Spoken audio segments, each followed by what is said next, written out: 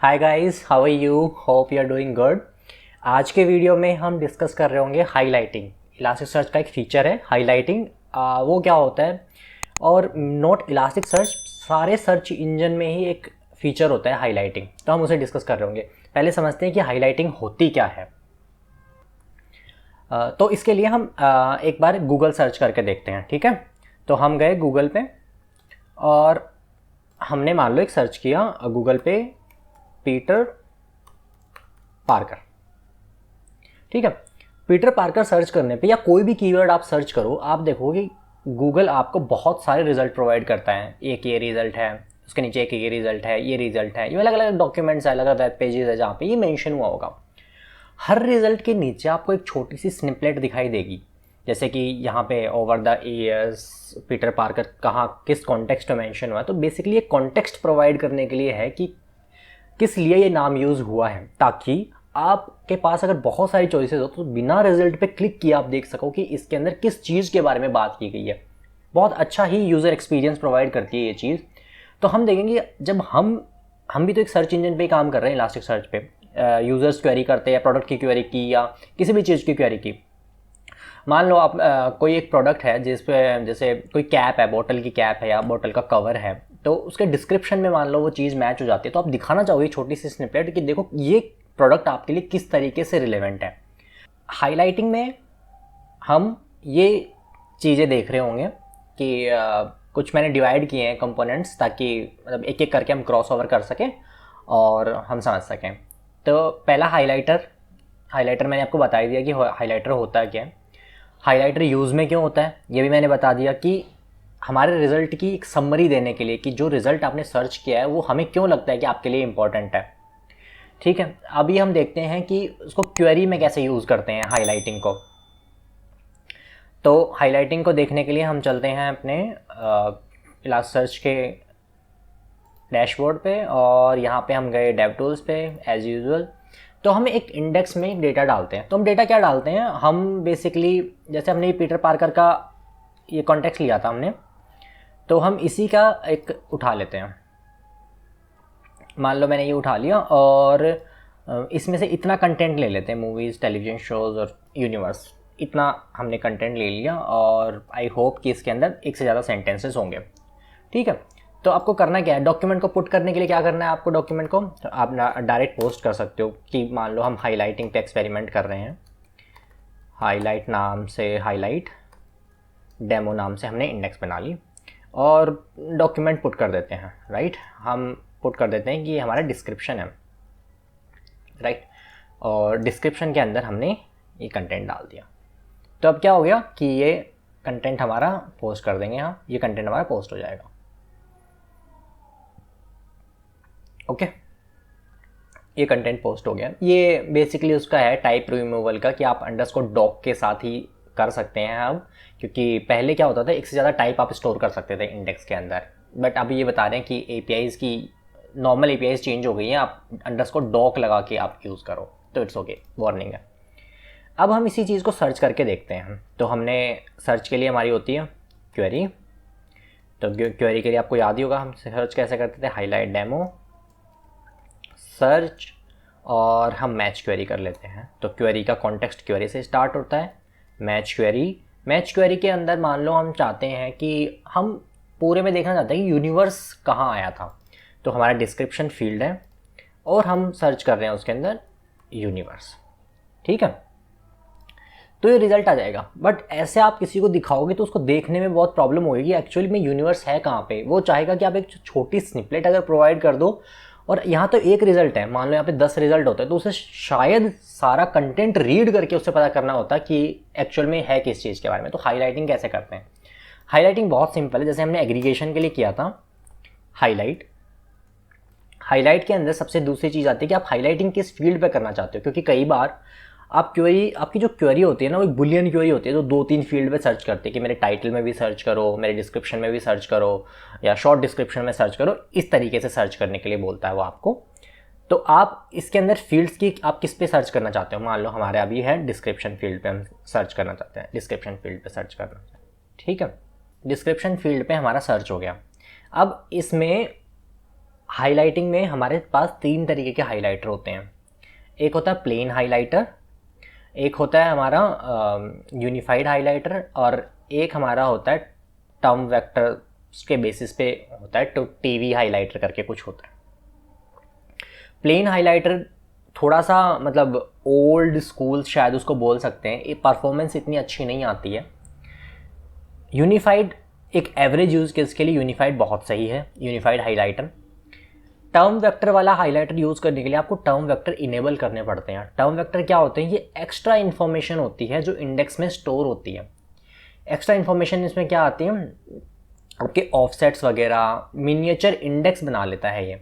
तो अगर मैं आपको, ये हमने आज तक डिस्कस नहीं किया है कि टर्म वेक्टर्स क्या होते हैं। जैसे बाय डिफ़ॉल्ट जो इंडेक्स के अंदर जो स्टोर होती है ना चीज़ें, वो टर्म होती है, और टर्म की पोजीशंस होती हैं कि कौन सी टर्म कहाँ कौन से नंबर पे आ रही है, इस तरीके की चीज़ें इन्फॉर्मेशन होती है।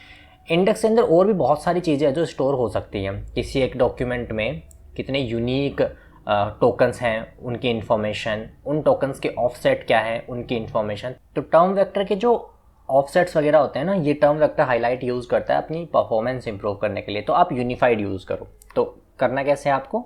हम इस एग्जांपल के अंदर यूज़ कर रहे होंगे यूनिफाइड हाइलाइटर। तो हम यहाँ पे गए टाइप, और उसके अंदर हमने लिख दिया यूनिफाइड।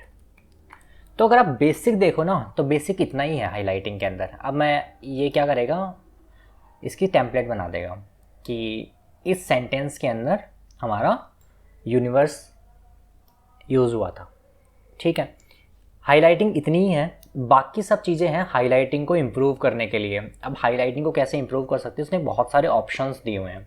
तो हम वन बाय वन ऑप्शंस को गो थ्रू करेंगे कि उन ऑप्शंस का मतलब क्या होता है। ठीक है, तो पहला हम जाते हैं इस पे, देखते हैं ऑप्शन कौन कौन से। Boundary characters. तो जब आप स्निपलेट दिखा रहे होते हो, तो जैसे मैंने यहाँ पे किसी भी जगह पे आपने स्निपलेट देखी, तो यहाँ पे आए हम और हमने स्निपलेट देखी, तो क्या करते हैं, अगर ये हमारा कंटेंट बीच से ब्रेक होता है या ऐसी कोई चीज़ से ब्रेक होता है जहाँ पे सेंटेंस सेंस ही नहीं बना रहा होता है, तो ये बहुत बुरा एक्सपीरियंस होगा। मतलब यूज़र को पता ही नहीं लग पा रहा है कि हम उसे कहना क्या चाह रहे हैं। तो ये इस चीज़ को करने के लिए होता है कि आप अपने कैरेक्टर सेट कर सकते हो कि मेरे को कैरेक्टर जब स्निपलेट दिखाओ तो स्निपलेट को वहाँ पे ब्रेक करो जहाँ पे ये डॉट या फिर कॉमा, क्वेश्चन मार्क, इस तरीके की चीज़, ताकि एक सेंटेंस का फ्रेगमेंट बन जाए वो पूरा सा। बाउंड्री मैक्स स्कैन होता है कि एक बार जब आपका कोई वर्ड या क्वेरी उसे मिल गई है तो उसे कितने आगे तक उस कैरेक्टर के देखना। मान लो कि एक ही सेंटेंस है पूरे पैराग्राफ में जिसमें एक कैरेक्टर आ ही नहीं रहे, तो बाय डिफ़ॉल्ट अगर ऐसा आप सेट नहीं करोगे तो क्या होगा कि पूरा पूरा पैराग्राफ, अगर मान लो उसमें 100 लाइन्स है तो 100 लाइन्स का सेगमेंट बन जाएगा। तो ये बाय डिफ़ॉल्ट उसको ओवरराइड करने के लिए कि तुम्हें देखना तो है ये डॉट, कॉमा या क्वेश्चन मार्क, स्लैश एन कहाँ तक आ रहे हैं, बट उसको लिमिट कर रखा है 20 तक बाय डिफ़ॉल्ट। यार फील्ड्स हमने यूज़ करके देख लिया कि किन फील्ड पे हमें हाईलाइटिंग करनी है। अगर हमारे पास में एक से ज़्यादा फील्ड हो तो आप हाईलाइटिंग कैसे इनेबल कर सकते हो, चलिए वो देखते हैं। तो यहाँ पे देखिए हाईलाइटिंग पे हमने एक फील्ड का किया है, यहीं पे आप दूसरे फील्ड का भी कर सकते हो। तो दूसरा फील्ड अपना यहाँ आ जाएगा। मान लो कि हमारे पास में कोई डी करके फील्ड था, ठीक है, और उसके ऑप्शंस यहाँ पे आ जाएंगे इस तरीके से। तो यहाँ पे जब स्निपलेट दिखाई देंगी तो पहला एक डिस्क्रिप्शन की स्निपलेट है और दूसरी स्निपलेट हमारी सेकंड इसकी आ जाएगी। ठीक है, अब थर्ड ऑप्शन है हमारा बाउंड्री मैक्स स्कैन हो गया। थर्ड ऑप्शन फील्ड्स हो गया हमारा फ्रेगमेंट की साइज। फ्रेगमेंट की साइज क्या बताती है कि जो टोटल हमें स्निपलेट देनी है उसकी साइज कितनी है। ये बहुत इंपॉर्टेंट होता है कि हम, ये यूआई के लिए बहुत इंपॉर्टेंट होता है कि हम जहाँ पे दिखाना चाहते हैं वहाँ पे कितनी साइज कि कितनी साइज में हमारे यहाँ लिए बेस्ट रहेगी, बेस्ट यूज़र एक्सपीरियंस रहेगा। कि मान लो हमारे पास जगह इतनी है कि सिर्फ हम उसमें 50 कैरेक्टर्स दिखा सकते हैं, तो हम 50 की साइज़ रखेंगे इसकी फ्रेगमेंट की।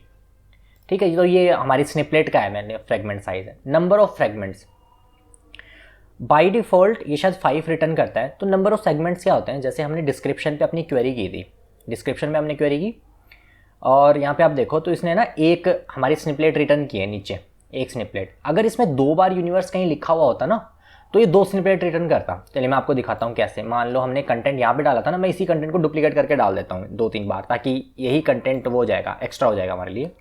कंट्रोल वी और कंट्रोल वी। मान लो कि ये हमारे पास में बहुत ही बड़ा कंटेंट है जिस पे हम हाईलाइटिंग करने की कोशिश कर रहे हैं। हमने इंसर्ट कर दिया और हम ये जो डमी हमने डेटा ऐड किया था ये हटा लेते हैं और यहाँ पे देखते हैं, राइट।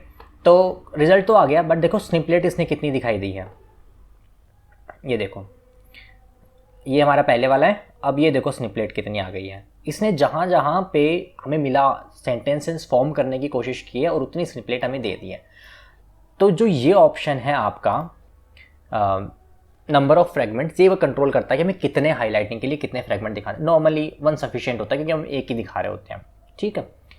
अब आते हैं प्री टैग्स और पोस्ट टैग्स। तो आपने ये तो दिखा दिया कि इस फ्रेगमेंट में यूज़ हुआ है आपका सर्च कीवर्ड, बट वो कहाँ यूज़ हुआ है उस चीज़ को बताने के लिए इलास्टिकसेर्च हमें टैग्स देता है, उसके प्री टैग देता है और पोस्ट टैग देता है। बाय डिफ़ॉल्ट ये EM होते हैं, EM HTML के टैग होते हैं जो थोड़ा सा उसको वो क्या कर देते हैं, थोड़ा सा हाईलाइटिंग और मतलब थोड़ा सा उस पर कॉन्सेंट्रेट हो सके इस तरीके का वो उसे बना देते हैं, ठीक है। तो हमारे वाले केस में क्या था, हमारे वाले केस में भी देखो EM ही मिला है हमें, यहाँ पे EM। अगर आप इसको HTML से पार्स करोगे उसको तो आपको देखेगा कि ये कीवर्ड अच्छे से उभर के आ रहा है ऊपर।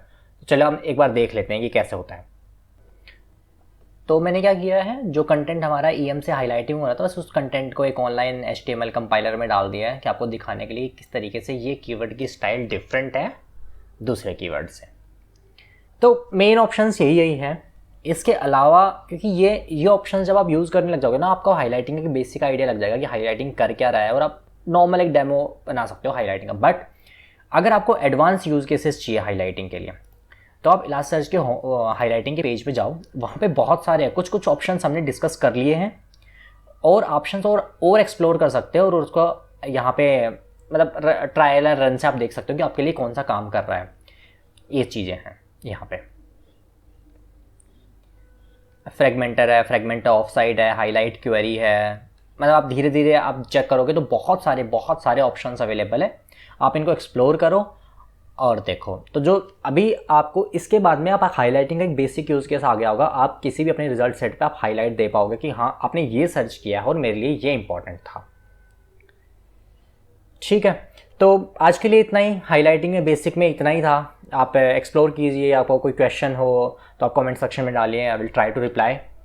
And thank you guys, thank you very much, thanks for watching.